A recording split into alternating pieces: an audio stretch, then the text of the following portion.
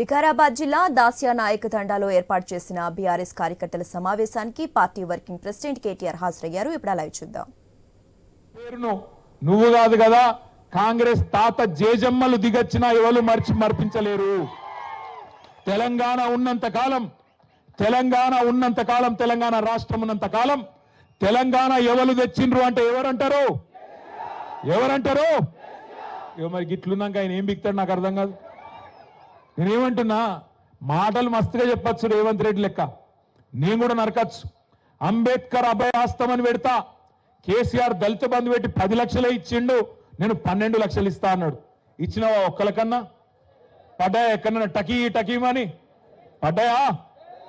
BC declaration అన్నాడు, 20,000 కోట్లు ఇస్తా అన్నాడు బీసీలకు సంవత్సరానికి, మొత్తం 1,00,000 కోట్లు ఇస్తా అన్నాడు బీసీలకు. పడ్డాయా? టకీ అంటుందా ఎక్కడన్నా? టికీ లేదు. అందుకే అంటున్నా రేవంత్ రెడ్డి, ఇక తిట్ల పురాణం బంద్ చేయి. సంవత్సరం దాటిపోయింది, నీ హనీమూన్ పీరియడ్ కూడా అయిపోయింది. హనీమూన్ పీరియడ్ అంటే ఏంటంటే లగ్గం చేసుకున్నాక మొదటి 10-12 నెలలు లగ్గం చేసుకున్నాక పిల్లకు పిల్లగానికి బాగా ఒకళ్ళ మీద ఒకళ్ళకి మోజు ఉంటుంది కాబట్టి దాన్ని హనీమూన్ పీరియడ్ అంటారు. గట్లనే రేవంత్ రెడ్డి కూడా కొత్తగా ముఖ్యమంత్రి అయింది కాబట్టి ఏమైనా చేస్తాడేమో ఏమైనా ఇస్తాడేమో అని అనుకున్నారు. ఇప్పుడు అది ఒడిసిపోయింది. ఈ కాడ నుంచి నీకు సినిమా ఉన్నది ముంగట. నేను అంటున్నా రేవంత్ రెడ్డిని అసెంబ్లీకి రా కేసీఆర్ అంటుండు. అరే నేను రేవంత్ రెడ్డిని అడుగుతున్నా, అసెంబ్లీకి రా కాదు, నీకు దమ్ముంటే రేవంత్ రెడ్డి నువ్వు లగచర్లకు రా. నీ సంగతి ఎందుకు కొడంగల్ చెప్తారు. నువ్వు దమ్ముంటే నువ్వు రా లగచర్లకు, సెక్యూరిటీ లేకుండా రారాబోయే నేను కూడా చూస్తా. ఎక్క అంటుంది పక్కకెళ్ళి, నువ్వు వస్తావా రావో నాకు తెలియదు, కానీ నేను మాత్రం పక్కా కొడంగల్కి వస్తా, తొందరలోనే వస్తా. నీకు దమ్ముంటే ఆపకు. మళ్ళీ ఇట్లనే పోలీసులను అడ్డం పెట్టుకొని 4 అడిదిక్కుల పోలీసులు ఇడిదిక్కుల పోలీసులు సంవత్సరంలో ఏం చేసిండ్రా అయ్యా అంటే, నేను లగచర్ల గిరిజనుల కోసం మహబాద్ పోయి మీటింగ్ పెడతా అంటే ఆడ పర్మిషన్ ఇయ్యాడు, మళ్ళా కోర్టుకోవాలి. రైతుల కోసం ధర్నా చేసుకుంటాం నల్లగొండలా అంటే దానికి పర్మిషన్ ఇయ్యాడు, మళ్ళా కోర్టుకోవాలి. ఆఖరికి దాస్యా నాయక్ తాండకు వచ్చి అంబేద్కర్ విగ్రహం ఆవిష్కరణ చేసుకుంటామంటే దీనికి కూడా ఇయ్యలే. ఆఖరికి నిన్న మా మహేష్ అన్న పోయి ఆ డిఎస్పీ గారిని అడిగి, అయ్యా డిఎస్పీ గారు నీకు ఏందా బాధ అంటే, వాళ్ళకు అనుమానం అట పోలీసులకు, ఏమని ఈడికెళ్ళి దాస్యా నాయక్ తాండకెళ్ళి దగ్గరుంటది కొడంగల్, ఆయనతో దబ్బుకున్న వీళ్ళందరూ అటుపోతారేమో అని. గట్లెందుకు పోతాం నాకు అర్థం కాదు. బేజాప్తా పోతామా? బాజాప్తా పోతాం, ఖచ్చితంగా కొడంగల్ పోతాం. నీ సంగతి ఏందో చూస్తాం. అంత భయపడి ఎందుకు పోతాం మనం? బాజాప్తా పోదాం. బ్రహ్మాండమైన మీటింగ్ కొడంగల్లో పెడతాం. నువ్వు రాలేదా? గతంలో నువ్వు ప్రతిపక్షంలో ఉన్నప్పుడు సిరిసిల్లకు 4 సార్లు వచ్చినావు, తిట్టిపోయినావు. ఇక మా అక్క దగ్గరికి మహేశ్వరం వచ్చినావు, మహబూబ్నగర్కి వచ్చినావు, ఆడ వికారాబాద్కి వచ్చినావు, అంతటికి వచ్చినావు. రాష్ట్రం అంతటా స్వేచ్ఛగా తిరిగినప్పుడు నీకు మంచిగా పోలీస్ సెక్యూరిటీ పెట్టి బ్రహ్మాండంగా మేము తిట్టించుకున్నాం. ఇప్పుడు నేను తిట్టామని కూడా అంటలేము.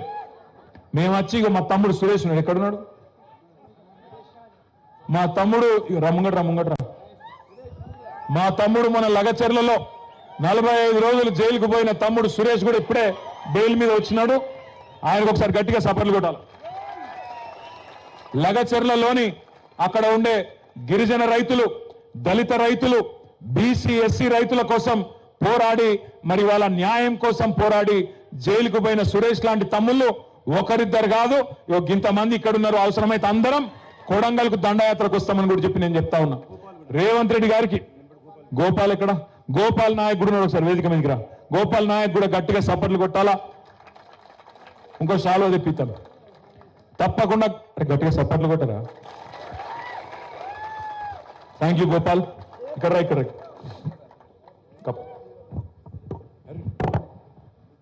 Thank you Gopal Naik, Suresh.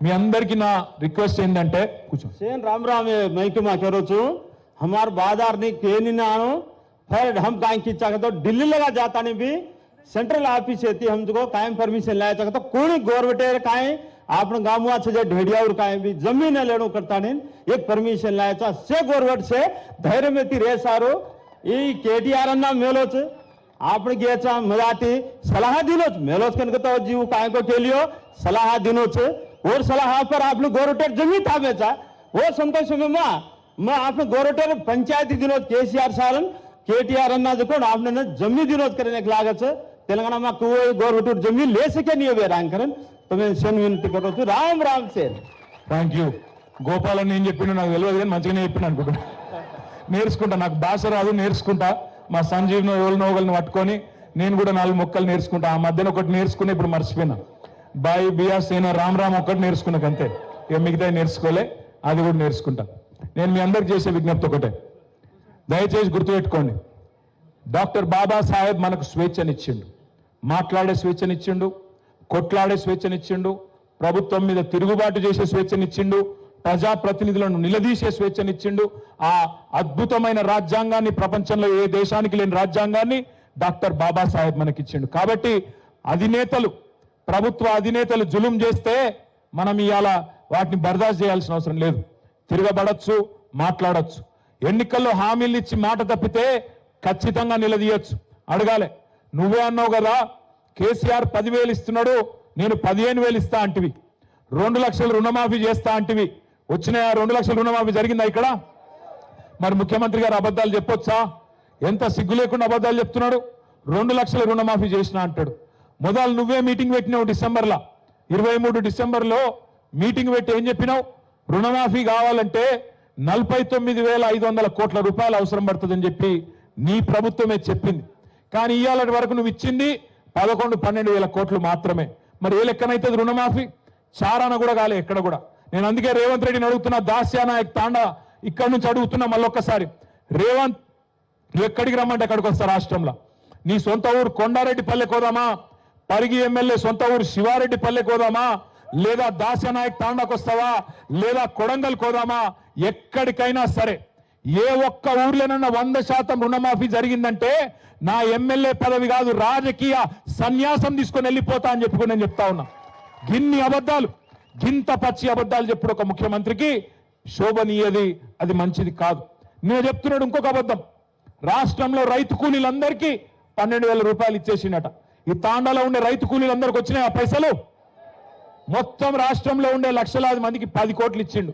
అందరి ఖాతాలల్లో టకీమని 12,000 వేసేసినా అయిపోయింది అని చెప్పి నిన్న ముఖ్యమంత్రి గారు చెప్తా ఉన్నారు ఇంత పచ్చి అబద్ధాలు ముఖ్యమంత్రి చెప్పవచ్చునా ఇంత దుర్మార్గంగా మాట్లాడవచ్చునా కేసీఆర్ గారు 28,000 కోట్ల రుణమాఫీ చేసిండని చెప్పి నువ్వే చెప్తావు అసెంబ్లీలో మళ్ళా నిన్న నువ్వే కేసీఆర్ 12,000 కోట్లే చేసిండని మళ్ళా అబద్ధం చెప్తాడు ఇంత పచ్చి అబద్ధాల ముఖ్యమంత్రిని మనం కూడా అందుకే పేరు మారవాలి ఆయన పేరు అనుముల రేవంత్ రెడ్డి కాదు అబద్ధాల రేవంత్ రెడ్డి అబద్ధాలు తప్ప నిజం మాత్రం మాట్లాడాడు ఆయనకేదో శాపం ఉన్నట్టుంది నిజం చెప్తే తల 1000 ముక్కలు అవుతుందని కూడా శాపం పెట్టినట్టున్నాడు అందుకే అబద్ధాలు తప్ప ఒక్క నిజం కూడా రాదు ఆయన నోట్లకెళ్ళి దయచేసి నేను మిమ్మల్ని కోరేది ఒకటే మా రైతన్నలను ముఖ్యంగా కోరేది ఇవాళ ముఖ్యమంత్రి మాట మార్చిండు 15,000 అన్నాడు ఇప్పుడు 12,000 ఇస్తా అంటున్నాడు ఆ 12,000 కూడా ఎప్పుడు ఇస్తాడో ఎవరికి తెలియదు మార్చి 31 అంటున్నాడు ఒకటి యాది పెట్టుకోండి ఒకటి ఖచ్చితంగా గుర్తుపెట్టుకోండి ఈ ముఖ్యమంత్రి ఈ ప్రభుత్వం వచ్చినాక ఇప్పటి వరకు రూపాయి రైతు బంధు కూడా ఇయ్యలే మీకు ఆనాడు మన ప్రభుత్వం ఉన్నప్పుడు డిసెంబర్ 2023కు ముందు 7,600 కోట్ల రూపాయలు మనం మొత్తం కూడబెట్టి యాసంగి 2023లో రైతు బంధు కోసం పెట్టినాం పెడితే ఇదే రేవంత్ రెడ్డి ఉత్తమ్ కుమార్ రెడ్డి వీళ్ళందరూ ఎలక్షన్ కమిషనర్ దగ్గర పోయి ఉత్తరం ఇచ్చినారు మీరు రైతు బంధు ఇప్పుడు వేస్తే మొత్తం మళ్ళా ఓట్లన్నీ కేసీఆర్ కి గుద్దుతారు కాబట్టి ఆపేయండి అని చెప్పి ఇదే రేవంత్ రెడ్డి ఇదే ఉత్తమ్ కుమార్ రెడ్డి ఇదే కాంగ్రెస్ పార్టీ ఆనాడు ఎన్నికల కమిషన్ దగ్గర పోయి ఆ రోజు ఆపిచ్చింది అవే పైసలు అవే 7,600 కోట్ల రూపాయలు మన ప్రభుత్వం మన కేసీఆర్ గారు మన రైతుల కోసం పెట్టిన పైసలను 6 నెలలు సతాయించి దాదాపు పార్లమెంట్ ఎలక్షన్లప్పుడు ఓట్లప్పుడు మాత్రమే మీకు రైతు బంద్ వేసిండు ఆ తర్వాత ఒక్క రూపాయి కూడా ఈ రోజు వరకు ఇయ్యలే వానాకాలం రైతు బంధు ఎగ్గొట్టిండు మళ్ళీ ఇప్పుడు యాసంగి రైతు బంధు మళ్ళా డ్రామా చేస్తా ఉన్నాడు 15,000 కాదు 12,000 అని చెప్తా ఉన్నాడు అందుకే నేను మా రైతన్నలందరికీ ఒకటే విజ్ఞప్తి చేస్తున్నా గుర్తు పెట్టుకోండి ఎగ్గొట్టిన వానాకాలం రైతు బంధు కూడా మీకు రేవంత్ రెడ్డి బాకీ ఉన్నాడు 7,500 రూపాయలు అది కూడా మళ్ళా ఈ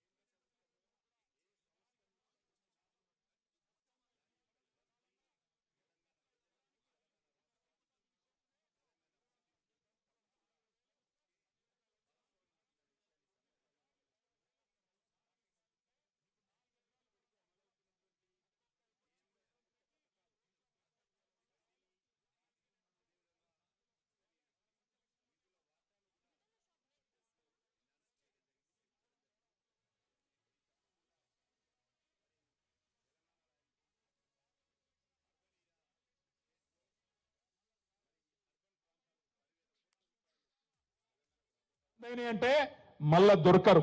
అందుకే కాంగ్రెస్ వాళ్ళు వస్తారు కదా మళ్ళా ఓట్లకి ఇంటింటికి అడగండి ఏమాయ కొడక మరి వానకాలం రైతు బంధు పైసలు ఏమాయ అడగండి. మొత్తం ఒక్కొక్క ఎకరానికి 17,500 బాకీ ఉన్నాడు కదా ఎప్పుడు ఇస్తాడు రేవంత్ రెడ్డి అని అడగండి.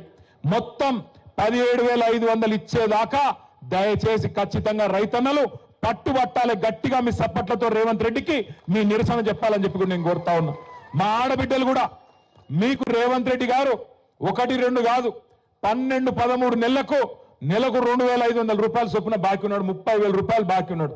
అడగాల మీరు ఏమాయ కొడుక మరి 30,000 ఎప్పుడు ఇస్తావు, మరి అది ఇచ్చినాకనే మాట ఓటు అడుగు అని ఖచ్చితంగా అడగాలి. లగ్గమైన ఆడపిల్లలు ఈ సంవత్సర కాలంలో ఉంటే అన్న మరి తులం బంగారం ఏది అని అడగాలి. ఇట్లా మనం అడగకపోతే ఆ మహానుభావుడు భారతరత్న డాక్టర్ బాబాసాహెబ్ రాసిన రాజ్యాంగానికి అర్థం ఉండదు. ఎందుకంటే రాజ్యాంగమే మనకు వాక్ స్వాతంత్రం కల్పించింది, మాట్లాడే స్వేచ్ఛనిచ్చింది, ప్రభుత్వాన్ని ప్రశ్నించే హక్కునిచ్చింది, మాట తప్పిన వాళ్ళని నిలదీసే హక్కునిచ్చింది. ఖచ్చితంగా ఆ మహానుభావుడు చూపెట్టిన బాటలో నడుద్దాం. ఏ సమాజం కోసం అయితే అంబేద్కర్ గారు కలలు కన్నారో నిజంగా కూడా ఇందాక తమ్ముడు సంజీవ్ మాట్లాడుతూ చిన్న కులం పెద్ద కులం అని మాట్లాడు. చిన్న కులం పెద్ద కులం ఏముండదు, చిన్న గుణం పెద్ద గుణం ఉంటది. రేవంత్ రెడ్డి లెక్క చిన్న గుణం ఉన్న వాళ్ళు ఉంటారు, ఎక్కడ ఏ కులంలో ఉంటున్నా పెద్ద గుణం ఉన్న వాళ్ళు చాలా మంది ఉంటారు. ఇవాళ పెద్ద గుణం ఉన్న బిడ్డలు ఉన్నారు కాబట్టే దాస్యానాయక్ తాండాలో అంబేద్కర్ విగ్రహాన్ని పెట్టి మమ్మల్ని అందరినీ పిలిచిరనే మాట కూడా నేను గుర్తు చేస్తా ఉన్నా. దయచేసి నేను మిమ్మల్ని కోరేది ఒకటే, మనం ఇవాళ అందరం కూడా ఇక 4 ఏళ్ళు ఉన్నది ఎలక్షన్లకు తొందర ఏం లేదు. ఒకటే ప్రతిజ్ఞ తీసుకుందాం, ఈ ప్రభుత్వాన్ని అడుగడుగునా ప్రశ్నిస్తూనే ఉందాం. దానికోసం జైల్లో పెడతాడు కావచ్చు, నరేందర్ రెడ్డి గారిని పంపినట్టు, సురేష్ ని పంపినట్టు, గోపాల్ నాయక్ ని పంపినట్టు, ఆఖరికి హీరియా నాయక్ పరిస్థితి మీరు చూసే ఉంటారు. ఆయనకు సంగారెడ్డి జైల్లో ఛాతీ నొప్పి వచ్చింది. ఛాతీ నొప్పి వస్తే, గుండె నొప్పి వస్తే నిజంగా మనిషి అంటోడైతే ఏం చేస్తాడు, ప్రభుత్వం నడిపేటానికి మనసు ఉంటే ఏం చేస్తాడు, వెంటనే అంబులెన్స్ ఎక్కించుకొని ఒక దగ్గరలో ఉన్న బెస్ట్ హాస్పిటల్కి తీసుకుపోతాడు. కానీ రేవంత్ రెడ్డి ప్రభుత్వం ఏం చేసింది ఎరికేనా, కొడంగల్ రైతు, కొడంగల్ గిరిజనుడు నాకు భూమి అని అంటాడా, మా అన్న తిరుపతి రెడ్డి అడిగితే కూడా ఏడా అని చెప్పి గుండె నొప్పి అంటే బేడీలేసి పోలీసు జీబుల హాస్పిటల్కి పంపి హాస్పిటల్లో కూడా